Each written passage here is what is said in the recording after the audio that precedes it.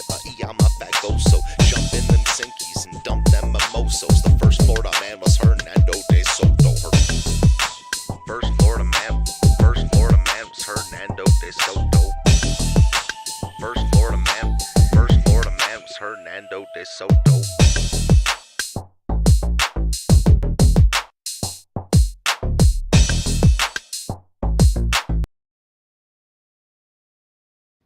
Hi, everybody. First of all, can you hear me? It looks like you can. Let me pull up the chat. We are live from the Airbnb in Washington, D.C. Sorry, I was late today, but at 4:30 I was on a train on the metro, so I didn't think it'd be a good stream. It's been raining all day here, and it's turned into snow. Not a good time, but Mr. Zed and I spent all day outside, and I really wanted to get indoors to do this stream for you guys. So I'm here. I told you every Sunday I'd go live. I did say at 4:30. It is 5:48 right now. So I apologize. Hopefully the audio is okay. It took me a while to get everything set up. I think I got it. I'm pretty sure I got it. So how's everybody doing today? I see some people. I know it's not my normal time. I see some people in the chat. So it's good to see all of you that are here. Now, normally, if you support the stream or support my channel in any way while I'm live, the dogs get a milk bone. Right now, I see that Mandy is in the chat. She has possession of my dogs right now since I am not home. So I'm sure that she will give them treats from, well, since she's watching. But you guys won't see it. So next week or even on Wednesday when we do booze and body cams, I'll do it then, but I'll make a note of anybody who supports the stream now, and I will catch y'all. I will repay the dog biscuits the next time I am live, if that's fair. So I apologize for the kind of janky sound. I assume this is normally the mic that I hook up to my phone, and I have it hooked up to my laptop right now. I am using the regular laptop camera that comes with the laptop, so hopefully it's not too bad. I don't have any lighting, so I'm sure I look very ghoulish. But we will just we'll go with it. So every time I'm traveling, I like to try to tell you guys a story, like a crime story about the place that I'm at. And I am in Washington, D.C. There's a thing going on tomorrow that we're going to. I don't know if you heard about it, but that's beside the point. Today we went and walked around the mall, and we saw all the sights there, the Capitol building. We went and said hello to Mr. Lincoln. We walked over to the White House and down Pennsylvania Avenue. We saw St. Patrick's Cathedral. Oh my goodness, beautiful. We saw the Ford Theater where Lincoln was shot, and the house across the street where he passed away. Lots of good stuff. I took lots of pictures, so maybe I'll post those in a community post. I did post some of them on the Discord. I'm not sure if I have any mods here at all, but if there is one, feel free to post a link to the Discord if you want to see those photos. I just put them in the general. But the crime story I wanted to tell you about today is Abscam. I had not heard of Abscam before. I mean, I think I did. I think I watched a documentary about it years ago, but I didn't make the connection. I saw the thing. I know one of the people that was busted was the mayor of Camden, New Jersey, but I didn't realize there was a bunch of congressmen too. So let me get into that story. This is probably going to be a short one. Life to the max. We'll be back in a little bit. So if you hear a ruckus in a while, that's her and her family getting back to the Airbnb. And I guess let's just get into it. Thank you, Steve Cousins, for renewing your membership. 2 months. Awesome. Thank you so much. I appreciate it. I'm sure that Mandy will give the dogs a treat, and I will go back and make notes and give them a treat the next time I'm live as well. So let's share my screen, and I'll tell you a little bit about this. Look at this it cracked me up, the quality. It was an undercover bust sort of thing, but man, they had it all hooked up. So Abscam, it was a I think I need to put this over here so I'm looking at the camera a little bit better. Okay, so it was a sting operation that happened in the late 70s. And I'm going to get my shit together. Hold on a second. Okay.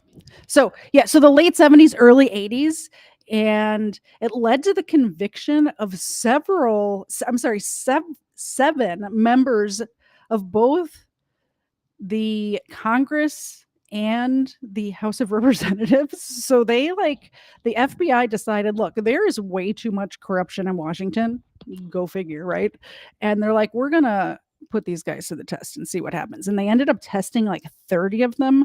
I'm not going to read the story. I'm just going to tell you guys about it. So they ended up testing a bunch of them, 30 of them. There was more than 30 political figures were investigated, and 6 members of the United States House of Representatives and 1 member of the Senate were convicted. So they went like all the way. They basically, what they did is they hooked up these hotel rooms.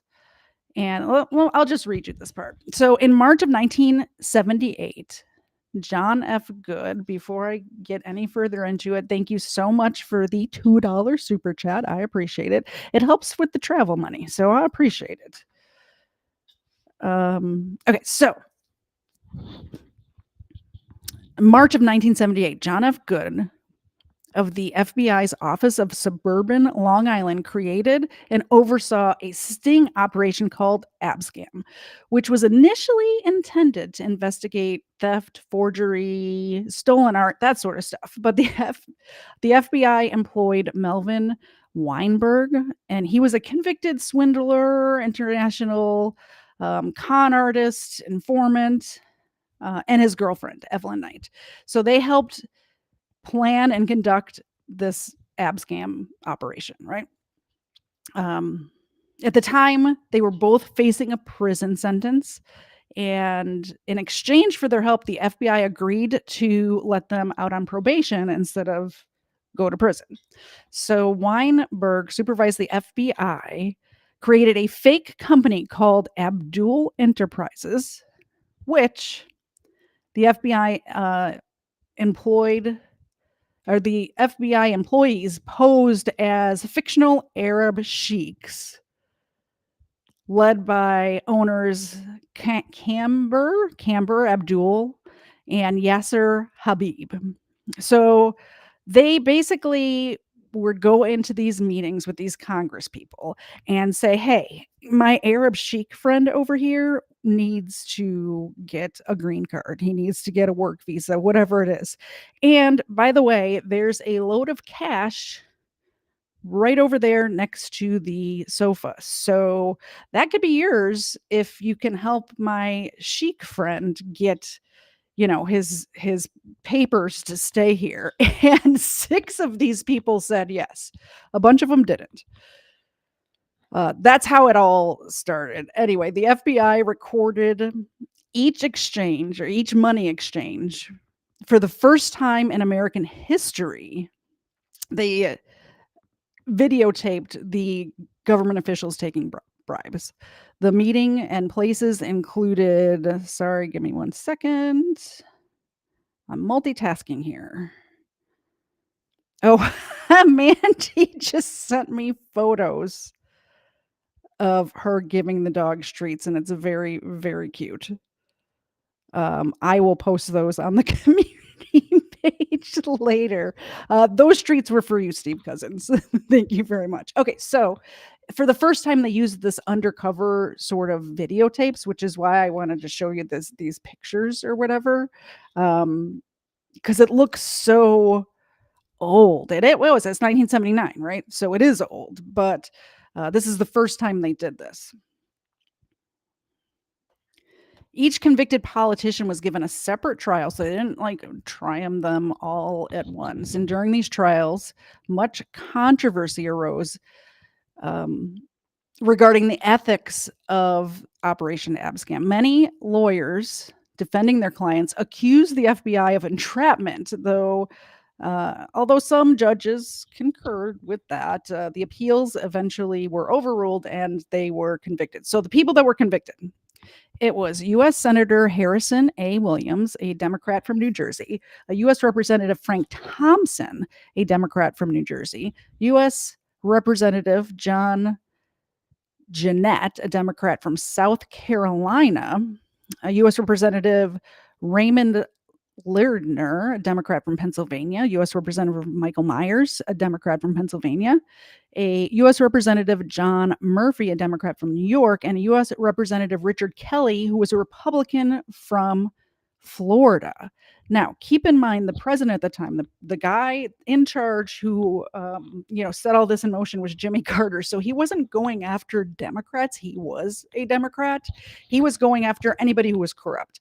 And it just so happened that 1, 2, 3, 4, 5, 6 of the 7 happened to be of the U.S. representatives were Democrats. Now, there was other government officials involved in this. There was the mayor of Camden, New Jersey, who was a Democrat. Philadelphia City Council President George Schwartz was a Democrat. He was convicted. Another Philadelphia council person, Harry Gennady and Lewis Johnson, and then also the inspector of the U.S. Immigration and Naturalization Service was convicted, which is crazy. Like, that's the guy in charge was like, yeah, I'll take 50 grand to get your chic friend, who, by the way, we know nothing about. I know they know nothing about them because they were made up people. They didn't exist. So of course they didn't know anything about these people. They could have been terrorists for all we know. All right, let me switch to this screen and put this over here. We'll just make that small. Okay, so check this out. And I'm going to have to mute myself because I don't have any earphones, but watch this. It's 3 minutes long. It was a rather routine FBI undercover investigation of a stolen property fencing ring.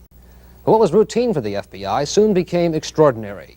The FBI says it found an organized crime informant who told the FBI about dealings with dozens of politicians in a number of states and in Washington, D.C. This is Senator Harrison Williams of New Jersey, a Democrat. These pictures of Williams were made this morning outside the senator's house in Washington, while Williams was under FBI surveillance. Williams is one of more than 20 public officials from 5 states who have become targets of FBI Operation Abscam. Since last spring, on this quiet residential street in an expensive section of Washington, the FBI has been running what amounts to a sting operation on the Congress, and the sting operation has been elaborate. These pictures were made by NBC News with a special night vision camera. This townhouse was the scene of I just want to say, how advanced is this night vision camera? They're like very excited about using a night vision camera back. Like, keep in mind, this is 1979. This was all very new technology back then, and they used it to bust Congress people. I love it. lavish parties thrown by undercover FBI agents who were posing as businessmen with Arab money backing. In the basement, behind a well-stocked wine rack, was the equivalent of a network TV control room. There was a chauffeur for the limousine, a butler and a maid, all undercover FBI agents. And this townhouse was just one of a number of locations where FBI agents are said to have paid out more than $1 million in bribes to influence members of Congress and other public officials. There were payoffs made elsewhere in the Washington area, at the Marriott Twin Bridges Motel in Arlington, Virginia. There were payoffs made on a yacht docked in Miami. And in New York City, undercover agents met with politicians at the Plaza Hotel to set up payoffs. Among those identified by federal investigators as targets of the operation are Congressman Michael Myers and Raymond Lederer of Philadelphia, Congressman John Jenrette of South Carolina, Congressman Frank Thompson Jr. of New Jersey, and Congressman John Murphy of New York, and another congressman from Florida who was unidentified. All are Democrats. None was available for comment. Tonight, FBI agents were seen entering the home of New Jersey Senator Harrison Williams. These pictures were made by NBC News with a special night lens. Sources say that more than 100 FBI agents today confronted the targets of Operation Abscam, telling them of the evidence against them. In the case of Senator Williams, federal investigators say the senator did not take cash directly, but instead was involved in promising to use his influence in conversations with the undercover FBI agents. After the FBI agents had left his home this evening, Senator Williams had this to say about the investigation. Just a few minutes ago, 2 members of the FBI were here, and for the first time I learned about this and really don't know any of the facts of anything, and therefore I'm in no position to comment about what I don't know is happening at the department, but the department evidently has told you a lot more than they've told me. You're not the target of an investigation, Senator? Oh, come on. You know that this guy knows what's going on. Look at the look on his face. Let me rewind it a little bit. He looks like the cat that ate the canary. Look at this man. Holy cannoli. I mean, come on. Well, we have it paused. Thank you so much, Erica, member for 15 months. I love it. Obviously, the dogs are not with me in Washington, D.C., but they are at Mandy's house. So she will give them treats, and I will give treats the next time I'm live on air for you. All right, let's continue the video. The way that this man is answering, by the way, is so guilty, so guilty. Department evidently has told you a lot more than they've told me. You're not the target of an investigation, Senator? Can you say that you're not the target of an investigation? Right now it appears that I am, and that's about all for now. So far, no one has been indicted or convicted or even arrested. Today was just the windup of the undercover phase of the Abscam investigation. Later this month, prosecutors will present their evidence to federal grand juries in Washington and elsewhere. Okay. Hi. Yeah, that's fine. Yeah. Sorry, we got a house full of people, so this is not going to be a very long stream. But like I said, I always go live at 4:30 Eastern. Well, on Sundays anyway. So let's do that and bring this up. So yeah, share this instead. So I pulled up some stuff from the FBI's website, and people loved this. So when this was reported on, the general public loved the fact that they were investigating politicians, which honestly I think we need to do more often. I'll get to that. But we have some letters from the general public and some other stuff. Let me read this to you a little bit. Let's make that bigger. Ooh, my eyeballs aren't working. Can we make it bigger? Okay. So this is a general person of the public decided to obviously pull out their typewriter and type this letter to the FBI.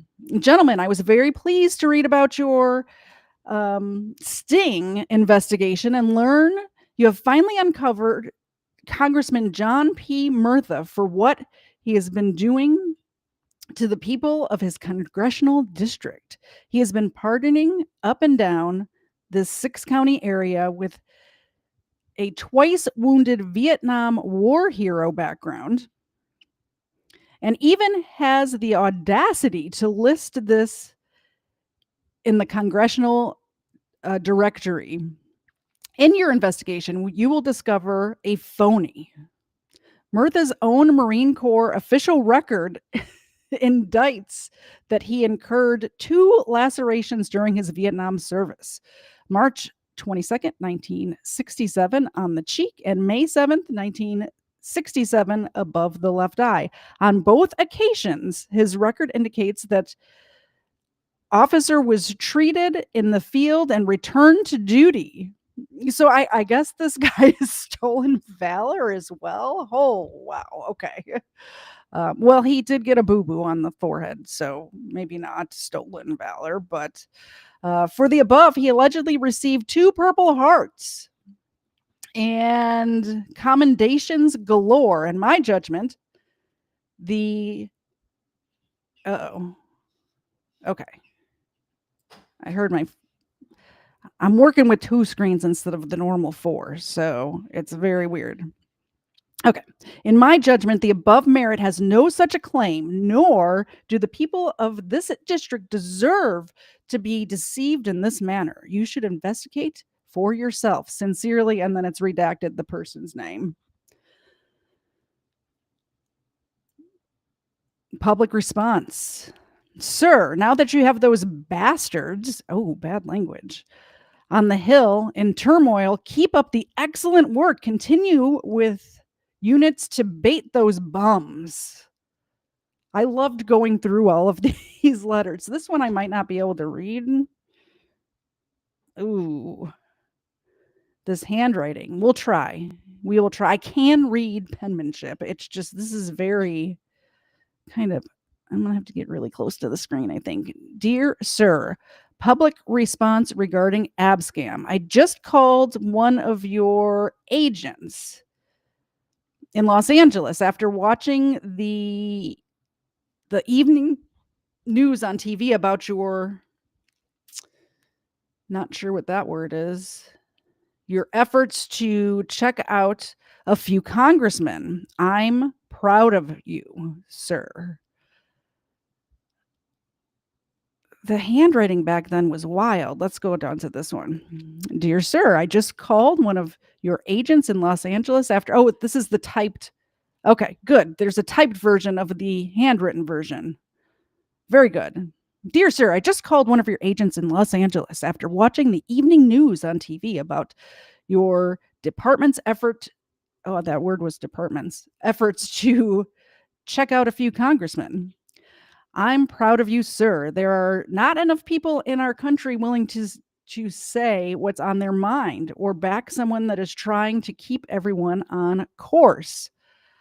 I guess that it is hard to maintain a true course when you're floating in a sea of money. But the problem seems to be that the wrong people have too much money. Huey Long's approach to providing government services was politics. But those involved in the Koreagate thing and oil and gold manipulation prices is pure treason, and treason is your job. I sure wish to heck, he used the HE hockey sticks word. We had Admiral Rickover for president. Haha. Then maybe we could all choose up sides. That wouldn't be anything the Reds would want to get in the middle of. I hope this made you laugh. It did make me laugh. It did me. The smell that would come from the Kremlin when they learned who was running the show in the US, especially if you, the vice president, a guy like General Patton, was Secretary of State. Drop me a line if you get time. I'd like to tell you a story. In God and the FBI we trust. How about that? So that's the public's general reaction. There's dozens of there's 76 letters here that people have sent in. I'm not going to go through all of them, but I wanted you guys to get a little taste, just a little taste of how the public reacted to this, the news coming out, right? Screwed Up Texas member for 8 months. Thank you so much. Blessed Lord's Day, everyone. Hail Christ the King. Absolutely. Amen. Let me see if I missed anything else because I did not have the screen up. We got Erica. Okay. So Screwed Up Texas, thank you very much. Just so you know, I don't have the dogs with me here in Washington, D.C., so they're not getting treats right now. Well, they are getting treats right now. Mandy's on, and she has my dogs, so she will give them some treats. I will also give them treats whenever I am back in my home base, I guess. So basically, after this happened, listen, get a load of this. After this happened, the Congress tried to pass a bill that said that the FBI is no longer allowed to investigate Congress people. And of course, that didn't pass. We are allowed to investigate Congress people. But I think that because of the backlash from the Congress to the FBI and vice versa, all of that is why they don't really do it that much anymore. But don't you, I mean, imagine if they brought that back. We need to bring back investigating Congress people, really. Like, just offer a bribe, see what happens. Say, hey, my chic Arab friend over here needs a green card. Can you help us out? Here's 50 grand. Actually, 50 grand in 1979 money is probably like millions of dollars now. I don't know. I didn't do the math, but it's a lot of money. It's a lot of money. 50 grand back then was like probably the average 2 years salary or something like that, right? I don't know. Somebody do the math. Let me know what 50 grand is in 2025 money. So this was short. That's the story. I might do a deep dive into this. I heard about the story. I was talking to some people and they mentioned this. So I looked into it on the train ride home, and this is what I came up with. In that, I don't know, we're like an hour outside of the city. So in that hour train ride home. What do you guys think? What do you think? I thought it was very interesting. What else? Did I have any other tabs pulled? I did not. Yeah, that was it. That was it. Let's see. Put this back over here. So I am here in Washington, D.C. We got here yesterday. We went to Arlington National Cemetery, which was amazing. We happened to get there right. I don't know if they do this all day or whatever, or if we just happened to be lucky. But when we got there, we went to the Tomb of the Unknown Soldier, and they were doing a wreath-laying ceremony, which was very interesting to watch, I thought. It was somber. I'm telling you what, we went to Arlington and I silently wept at least on 3 occasions. So it is very somber, and so much respect for the military. It is like, I can't describe the feeling. The feeling that I got just looking at the rolling hills, and it's all gravestones, and it is so sad and inspiring that people would lay down their life to protect our freedoms, and then to see people like we were just talking about just poo-pooing it away, taking bribes and whatnot. Dove, thank you very much, Googled how much 50K was in today's money, $217,000, a little more than a couple years' salary, I guess. It's a lot of money, to put it that way. I think if you went around and started offering Congress people $200,000 to do a little favor here and there, we might get some more of these guys out of Congress, and girls, I guess. There's probably girls that would do it too, I assume. I do remember when I was reading on the way home just now, there was one, they ended up convicting 6, but there was one that was charged and not convicted, and it's because, and I forget I'm just going off the top of my head here, but they, the guy who they were trying to catch he did take the bribe, but he didn't take it that day. So of course they had all the cameras, like you saw in the news story. They had all the cameras and everything set up in these hotel rooms, and it was the living room portion of the hotel rooms. They were like suites. So there was no expectation of privacy in the living room area. If they had done it in the bedroom or the bathroom area, they wouldn't have been able to use it as evidence. But he ended up leaving the bag of money there, and then having one of his aides come back and pick up the money. And that ended up, he ended up getting off. He didn't get convicted because of that, because he sent somebody else back to get the bribe, but he still took the bribe. So I wish I had more time to look into it, but I bet he didn't get reelected after all that, right? I would think. What else? What else? What else? I guess that's about it. Oh, so tomorrow, we're here because I wanted to see what was happening in DC this weekend. And so all of the events kind of got canceled that I was planning on going and just filming outside, filming the crowd, seeing what's up. But we did, I believe we will be able to be inside of the arena tomorrow. Fingers crossed. We tried to get inside of the arena today, the Capital One arena, but there was like probably 20,000 people in line ahead of us. So tomorrow we're going to try to get up earlier. We do have an invitation. So we'll see how that goes. But I think they send out more than they actually like they give out more for people that like don't show up or whatever. So you'd have to we're going to have to get up early. So hopefully that happens. Life to the Mac says, "Oh boy, pig day." Yes. I think we're going to have to leave the house at like 4:30 in the morning in order to get a seat inside of that arena. It only holds like 22,000 people, and millions of people came to DC this weekend. So the trains start running at 5 a.m. I would love to be on the platform at 5 a.m. Did I say p.m.? I meant a.m. They start running at 5 a.m. I'd love to be standing there and getting on the very first train into the city. We'll see if that happens. You know, it's me and Life to the Max running things, so who the heck knows what's going to happen.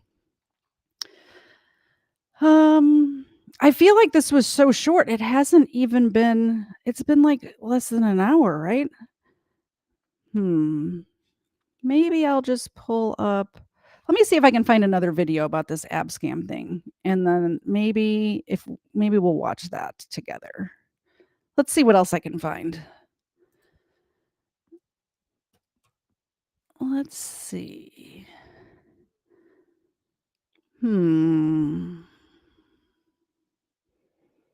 20-minute video. 47-second video.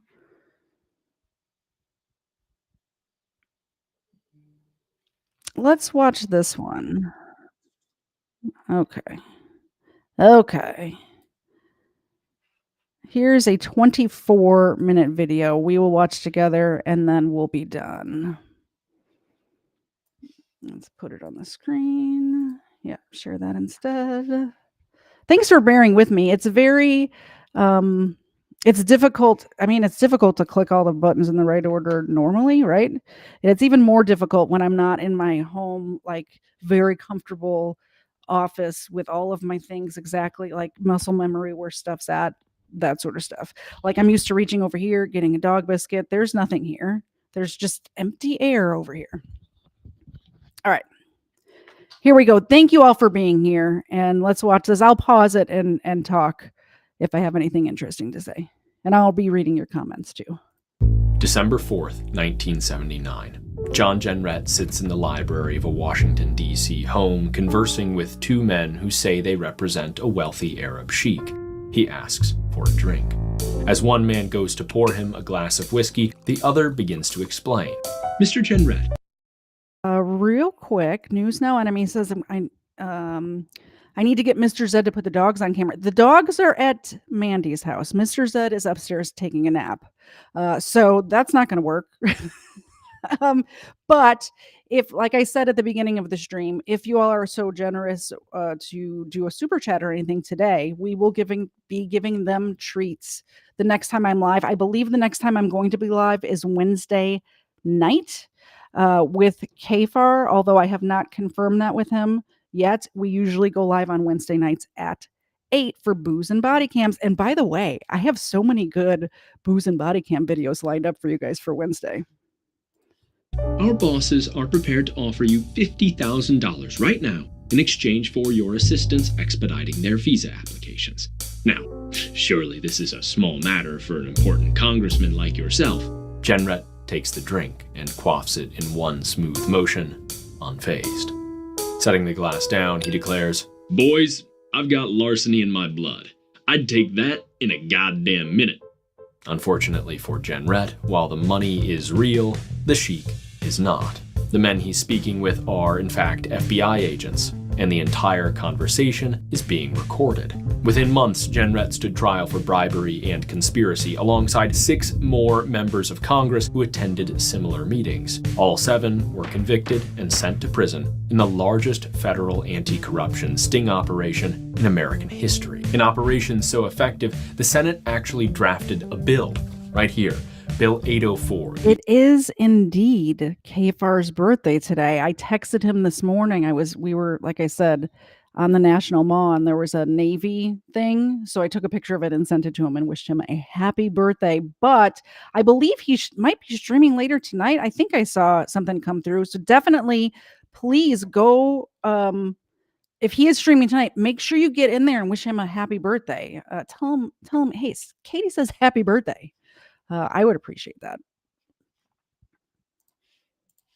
The Undercover Operations Act of 1983 that actually attempted to limit these types of investigations so that Congress could never be busted like this again. Now, obviously, politicians outlawing the investigative tactics that bust them for corruption is insane, and thankfully their efforts failed. But if that's the case, and the FBI could still do this, why don't we hear about busts like this anymore? I mean, exactly. Our politicians aren't magically less corrupt than they used to be. But as I dove deeper into this story and the FBI's plot became more and more absurd, phony Arab sheiks, fake bank accounts, hundreds of thousands of dollars, the FBI literally inventing crime where it didn't previously exist, I began to see the conundrum here. Because somewhere along this road, there's a red line we don't want to cross, where unaccountable actors in our intelligence community could abuse these tactics to target democratically elected officials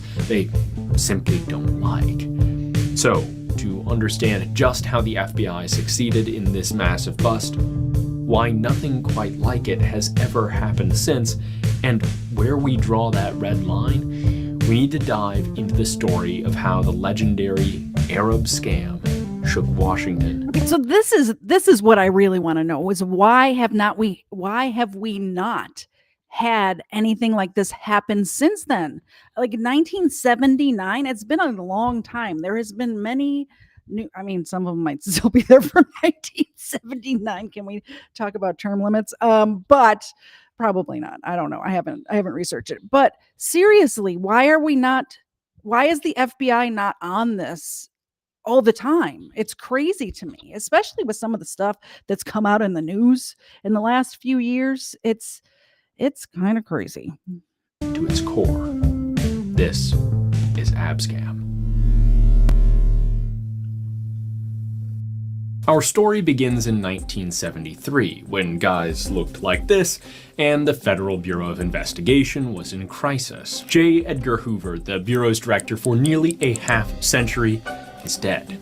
His tenure was marked by widespread use of surveillance, possibly illegal, definitely immoral, of so-called subversives, including J. Robert Oppenheimer and Martin Luther King Jr. And in the wake of his death, the Bureau was widely seen as obsessed with petty grudges and prone to abuses of power. So when Hoover's successor, Patrick Gray, admitted to destroying documents to assist President Richard Nixon's attempt to cover up the Watergate scandal, one thing was crystal clear to America. The FBI existed not to hold the powerful to account, but to suppress their critics. The FBI and America needed new leadership. When Nixon finally resigned, they got it.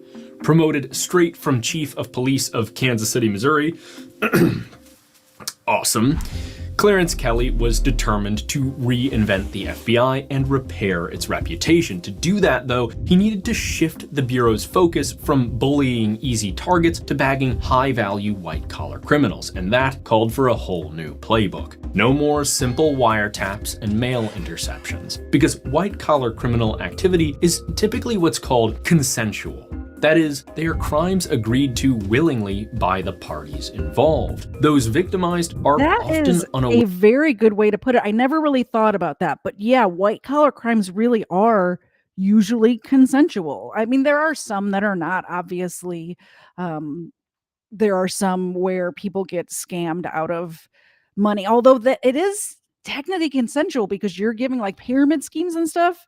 If you fall for that, you are consensually giving your money to a scammer. So but yeah, that's a very good point. I didn't really think about it being a consensual crime, right?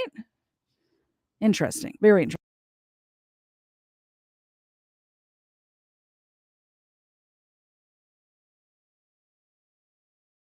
Where anything has happened, making these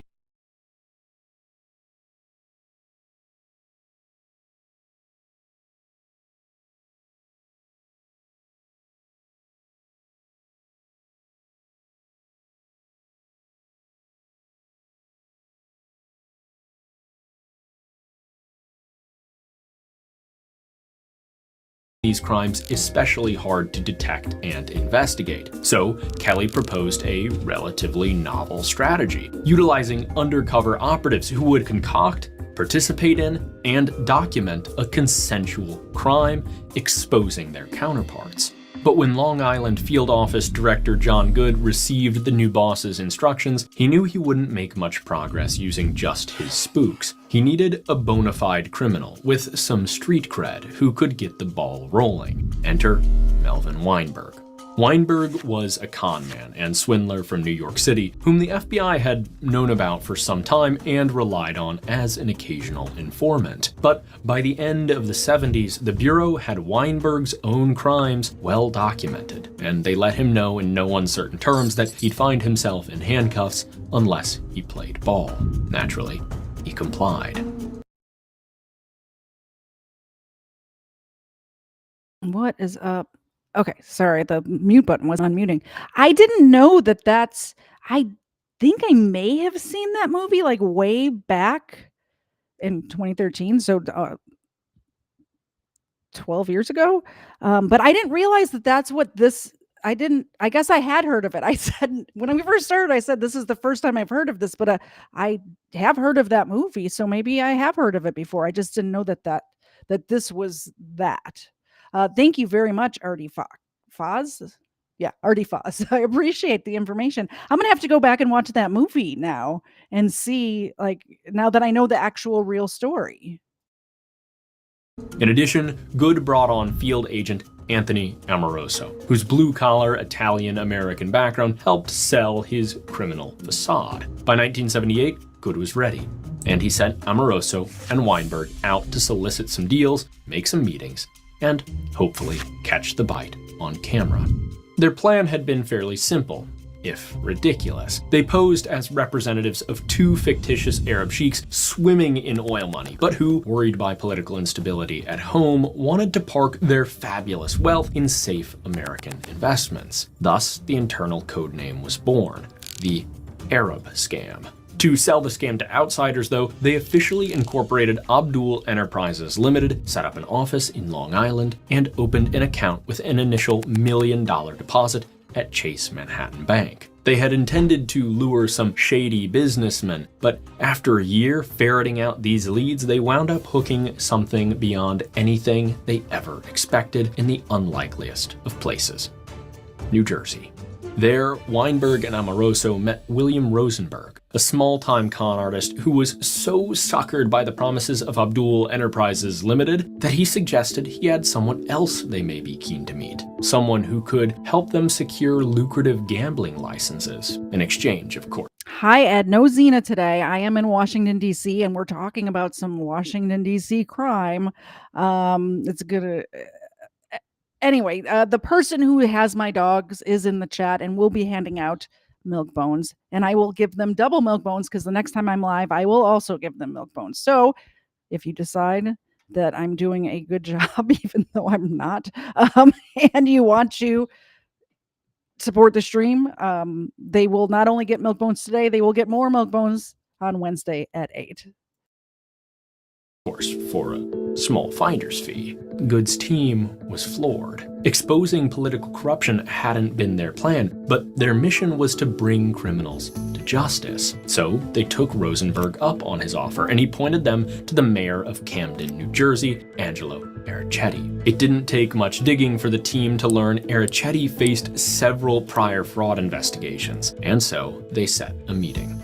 Upon being offered $25,000 to facilitate gambling licenses, Ericetti happily took the money. Even better, he told the sheik's representatives that he knew of certain members of Congress that might also be interested in helping them out. One more finder's fee later, and Abscam launched far beyond its origins. So they weren't even going after congressmen at first. This is crazy. So the FBI stumbled upon this. It wasn't even that they were going after Congress. Does nobody else realize that Congress people might be corrupt? Nobody decided to investigate this? That's crazy. As a novel but low-profile operation, beyond even its newfound purpose exposing municipal fraud into a corruption sting at the highest levels of American politics. But still, Abdul Enterprises Limited had more than a whiff of absurdity about it. How could these entirely fictitious sheiks really be enough to induce some of the most important people in the country to violate their oaths to the American public? Well, of the 7 men exposed by the FBI, 3 in particular speak to the quality of individuals in question: the idiot, the madman, and the drunk. Michael Myers really had no idea what he was doing in Washington. I mean, those are his words. Seeking the nomination, he said of his predecessor, "I only hope I can do as good a job as he done." Then, inspiring confidence, he added, "I'm not going to tell you what I'm going to do until I get there. I've only been there 3 times in my whole life." Moreover, while in office, he threw a party at a hotel bar and attacked a security guard after shouting, "I'm a congressman. I don't have to be quiet." He was, Wow, that sounds like the people we watch on Booze and Body Cams who are like, "Don't you know who I am?" Like, no, nobody knows you. You're TikTok famous. Nobody knows you. I could have passed 18 different congressmen on the street today and I would not know who they were. I really wouldn't. There's like probably maybe 7 that I would recognize by face alone. Maybe 10 tops, really, 10 tops. Don't you know who I am? by the way, just sent back to prison a couple of years ago for ballot stuffing. Before Richard Kelly made his way to Washington, the Florida man served as a judge with the unique honor of facing multiple impeachment attempts, citing apparent paranoia, psychosis, and arrogance. And despite hiring a psychiatrist to certify his sanity, Kelly's behavior during and after Abscam, as we'll soon see, helps to explain those impeachments. And finally, there's our friend, John Jenrette, who actually held a fairly impressive record working on the House's prestigious Appropriations Committee, founding and chairing his own Tourism Committee, and serving all 6 years as a Deputy Majority Whip. Yet Jenrette struggled with alcoholism most of his life, and obviously was prone to recklessness, which would eventually sink his impressive career. So one answer to this question of how the FBI pulled this off is these guys were fools. But there is a lot more to it in how the investigation itself was conducted. Even with idiots, mustering corruption convictions of members of Congress is not easy. Good's team needed unquestionable evidence that the bribe had been accepted with the target's firm understanding of the exchange. Moreover, there were clear legal red lines they had to carefully avoid crossing. Among those was the matter of privacy. The meetings needed to be recorded to get the evidence, but given the target's lack of corruption records, Good knew it would be hard to get warrants. Maybe. Okay, so this is the part that I read about earlier today on the train on the way back here, but where it had to be technically in public, and I guess they had tried and failed, or this is just from my memory, but they had tried and failed because of the situation. I'm assuming Washington, D.C. is a two-party consent place. I was going to say state, but it's not a state. Two-party consent laws apply here, which is why they had to make sure that they were somewhere where there was no expectation of privacy in order to be able to use all of the video footage and audio recordings that they made. They had to be in public, quotes, even though they were in a hotel room, but they were in like the living room of a suite instead of in like just a hotel room where you would think if there's beds, it's not going to be private, or if it's a bathroom, it's considered private if it's a bedroom or a bathroom, but in the living room area, it's considered public. Possible. However, if the targets agreed to meet somewhere they had no reasonable expectation of privacy, recording was fair game. No warrant necessary. So all the meetings took place either in a New York.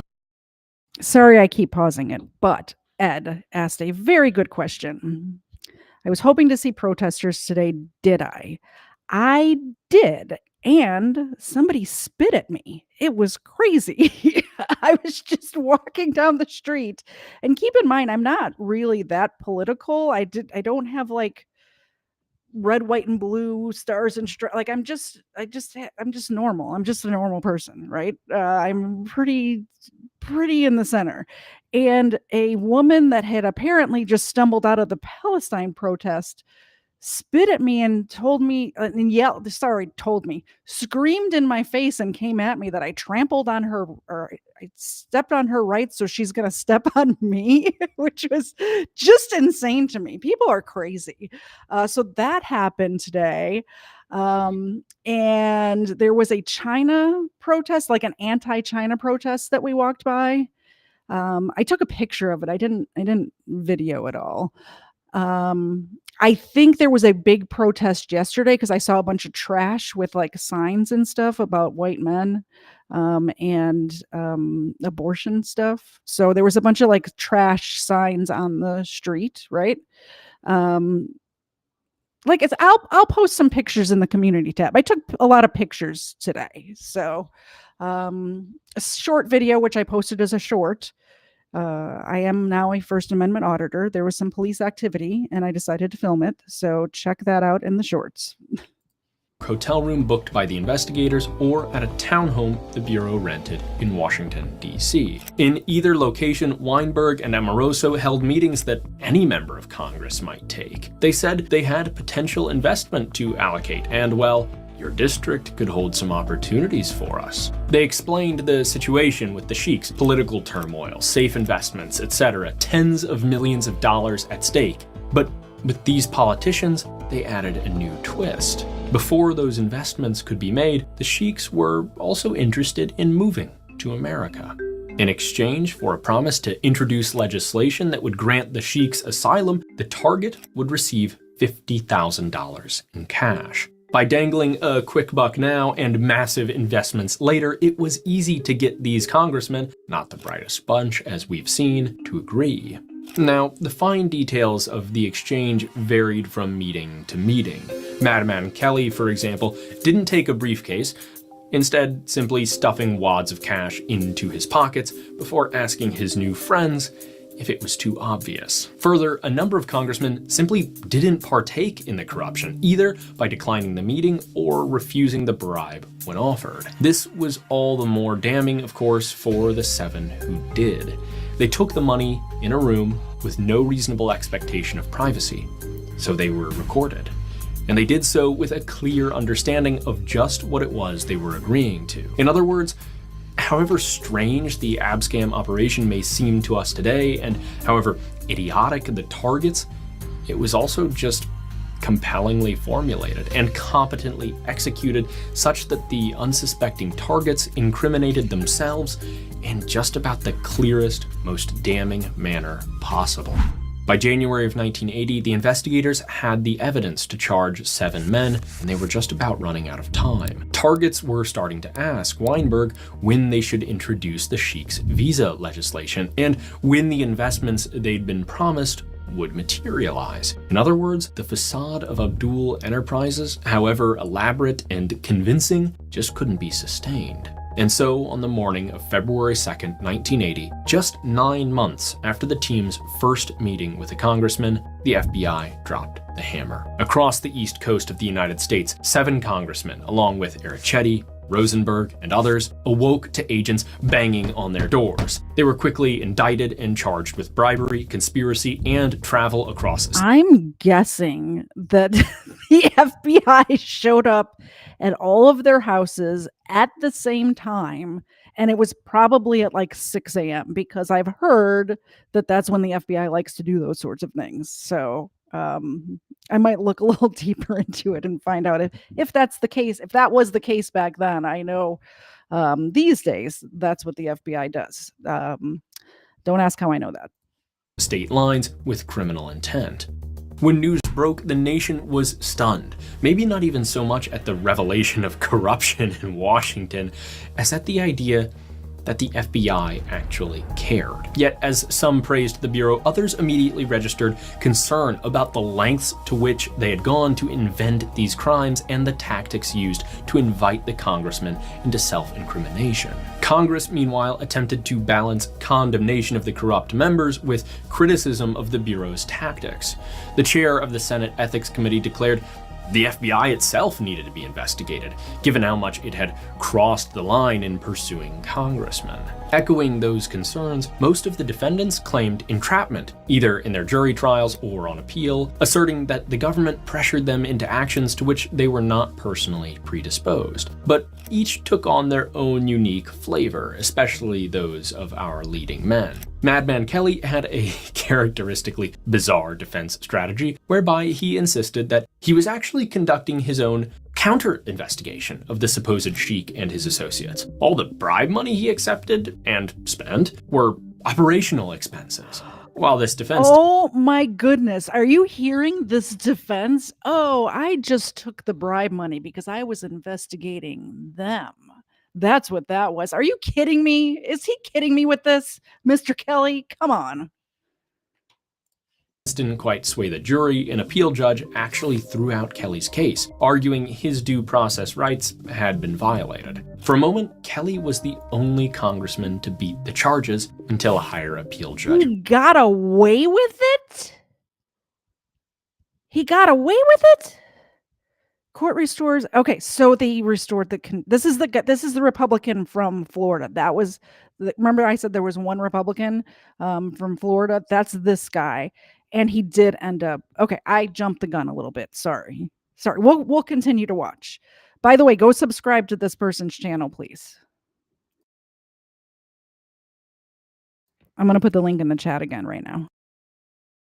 Reaffirmed his conviction. Myers, meanwhile, had the genius idea to claim that prior to the meetings caught on camera, he was coached by Weinberg, that the whole thing was a charade, that the sheik just wanted to have some fun by pretending to bribe a politician. When the chair of a House Ethics Committee inquiry asked him why then he received real money for a fake bribe, Myers was dumbfounded and replied, quote, "I thought it was a fairy tale." Ironically, John Jenrette, who'd claimed he had larceny in his blood, actually had the best chance at winning his trial because it turns out he hadn't taken the money on camera. Instead, he had an associate pick it up 2 days later, which, however... Okay, so that's the guy I was telling you about. He didn't take it himself. He had somebody else take it. And the somebody else who took it has no power, so he couldn't have been taking a bribe. I think that's the way it happened. He did confirm in a recorded call with Weinberg. He tried to argue that he'd just been helping his associate get some money and that he was an alcoholic who'd lost the straight and narrow, succumbing to temptations which would challenge the resolve of any man. Though a judge declared, quote, "I have a great deal of sympathy for you," Jenrette was convicted and sentenced to prison like all the rest. Now, batting 1,000 on convictions of sitting members of Congress is no mean feat. And yes, part of the reason is that these guys were pretty dumb. But also, the investigation just worked. It was a realistic simulation of the sorts of proposals that could be made to a political figure, and these guys accepted it. And importantly, not everybody approached by the FBI did, for the same reason that the FBI was able to neutralize all the entrapment claims. Because the investigation was cleanly run. When targets said no, like in the case of House Speaker Tip O'Neill, the FBI backed off. When they said no, but the FBI didn't, And it clearly wasn't a targeted hit job by the executive branch either. 6 of the 7 convicted were members of President Carter's party, and larceny-blooded Jenrette was actually the first member of Congress to endorse Carter for the nomination when he ran in 1976. So there's still this big nagging question. Why doesn't this happen anymore? Part of the answer lies with the Senate, who tried in the aftermath of Abscam to basically make this kind of thing illegal. They flirted with ideas like requiring warrants, sure to doom any operation connected to corrupt judges, but eventually drafted this bill, which proposed to hand Congress oversight of undercover operations, say goodbye to federal corruption stings, and to require probable cause for all such investigations. Say goodbye to any kind of sting. Because remember, this type of operation How is... do you do a sting if you have to provide warrants ahead of time? There's zero way to do a sting if it's required that, and by the way, I believe what's being said here is it's only required if they're investigating politicians, not you or me, not a normal person. That's only if you're investigating politicians do you have to provide a warrant ahead of time. Man, it goes deep, doesn't it? It really goes deep. Is useful for busting consensual crime, the sort of thing where probable cause is basically impossible to come by. And courts have made it clear that this would be an unreasonable standard because nobody's rights are violated here. It's up to you to make sure the person you're talking to is trustworthy when you say you've got larceny in your blood. And though I mentioned at the outset of this video that this bill was never ratified, it was a warning shot to the FBI, and they took notice. The Department of Justice ultimately adopted some procedures that made conducting undercover ops harder, and though that's not necessarily a bad thing, their rules went further by setting special conditions that made investigating politicians especially difficult. So yeah, part of the reason we don't see investigations like this is just that politicians are protected from it more than private citizens, which just seems wrong. But this is where the question of that red line comes back in, where we have to ask, at what point are we at risk of enabling abuse by an unelected intelligence community? Remember, the FBI's behavior and reputation from the Hoover period and Watergate. That is what it looks like when agencies like the FBI have no guardrails. Yet, when politicians are so clearly predisposed and willing to take bribes, it's hard to say those guardrails should be designed to provide them with special protections. Just earlier this year, for example, history rhymed when another New Jersey senator, Bob Menendez, was convicted of accepting bribes from a Middle Eastern mogul. Except this time it was the Egyptian government, not an FBI agent. And the bundles of cash were instead literal gold bars. But this arrangement with Egypt lasted years, and it wasn't... I didn't know about that. That apparently happened last year. Did anybody else know about that? The Egyptian gold bars thing? I was unaware. I gotta pay better attention to these criminals in DC, huh? Even this scumbag's first rodeo. He was tried for corruption back in 2015, but a mistrial rendered no verdict. There's no way to be sure, but an Abscam-style sting might have stopped him a lot earlier with a lot less damage. Remember, this whole story went down in like 9 months because stings do work. However, they might just not work as well as they once did, because corruption is just a lot less illegal than it once was. This graph helps explain. Back when Abscam happened, basically nobody was retiring from Congress and going into lobbying. But today, more than half do so. These are jobs offered by lobbying firms to retiring members of Congress who, while in office, did their part to advance the firm's agenda. That is obviously bad, but it's completely legal. And there's more than this. Remember, for example, how some members of Congress made huge money trading stocks right at the outset of COVID. I mean, there's all kinds of things like this which are obviously shady, but a sting operation isn't any good. By the way, speaking of that stock trading thing, there's a website, and I wish I could remember it off the top of my head. Maybe somebody in the chat will know, but there's a website that tracks all Congress people's positions, like their stock portfolios and stuff, where you can see what they're investing in and when. And I didn't know that existed, but now I know that exists, and I might keep track of that. I know that I saw recently that JD Vance, who will be the vice president tomorrow, invested in Rumble recently. So, hello to all my Rumble viewers out there. I might need to purchase some stock because he might know something that I do not. Good when that's all legal. And when that's all legal, suddenly clearly illegal offers of $50,000 from a mysterious sheik start to sound like pretty bad risk-reward situations.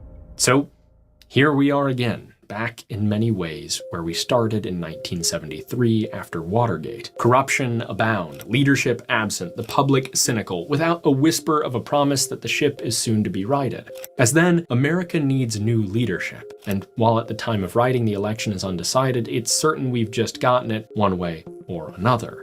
But more importantly, America needs reform, which goes beyond the actions of a single figure. A Clarence Kelly couldn't fix our busted campaign finance regime, our lobbying system, or Congress's stock trading habits. And neither will a president, whoever it is. Leadership matters. Of course it does. But it will take legislative action for any of these problems to be addressed, and that requires public pressure. Even with all that said, we still face the same perpetual conundrum. We know the line needs to be redrawn, but where? It's really not for us to say, but perhaps we can start to get an idea by talking about it. And hopefully the bizarre 1970s saga of Abscam helps shed a certain light. And on that note, I think this episode really is revealing of at least one thing: how belief in progress can actually end up concealing ways in which we may have regressed. Lots of things in our politics and society are better today than they were in the 70s, of course, but some things really just look better, like corruption. It's still there, but the facade is cleaner, less offensive. I disagree. He's saying it looks like there's less corruption in Congress. That statement sounds crazy to me because I feel like there's way more personally. Obviously, there always will be, there always has been, always will be corruption in politicians, but I don't know. I in my brain, I just assume that they're all corrupt, all of them. I hate all of them. I don't choose sides because I hate them both equally. So there's that. I really think they're all corrupt even today. More attractive. This time of year, as we become inundated with ads promising that this or that grand new invention or rogue politician is going to solve all our problems, it's worth remembering that newness isn't necessarily progress, and that sometimes we ought to recall the fundamentals of what we've long known works and use the knowledge we've gained since to refine those ideas to perfection. And that's exactly why I genuinely love and am excited to tell you about the Henson razor, the sponsor of this video. So definitely subscribe to Spectacles is the name of the channel, and get the Henson razor and put his code in. I would appreciate that. Let him know I sent you. Why not? He has no idea who I am and probably never will. Anyway, so that's the show today. I tried to make it, I tried to do at least an hour, which I did. So I fulfilled my obligation to you all. But Life to the Max is upstairs cooking right now, and I can smell it, and I'm starving to death. So we're going to exit here shortly. But tomorrow, if we get into the thing, I will live stream from there. If we do not get into the thing and I see anything interesting going on the streets, I will live stream from there. So please hit the subscribe button, and I will be mobile, so it will be on YouTube exclusively tomorrow, because I can't restream with several different platforms at one time tomorrow. But definitely, if you are not subscribed to my YouTube channel, please subscribe, hit the bell, because that's how you'll know if and when I go live tomorrow. I hope to see you all there, and I hope it's interesting, if nothing else. I believe there's a parade, an indoor parade, which I'd never heard of an indoor parade, but hopefully we get to see the indoor parade tomorrow. That's it. That's the show. Thank you all for coming. I will make a note of everybody who supported the stream while we're here today, and the doggos will get their milk bones on Wednesday, 8 p.m. Eastern Standard Time for Booze and Body Cams with KFAR. Don't forget, head over to KFAR's channel. In about an hour, I believe he's streaming, and today is his birthday. So tell him happy birthday and tell him I said hi. I will be eating dinner with Life to the Max and my other IRL friends who are upstairs right now. I hope you all have a great rest of your Sunday, and we will see you next time. Bye, guys.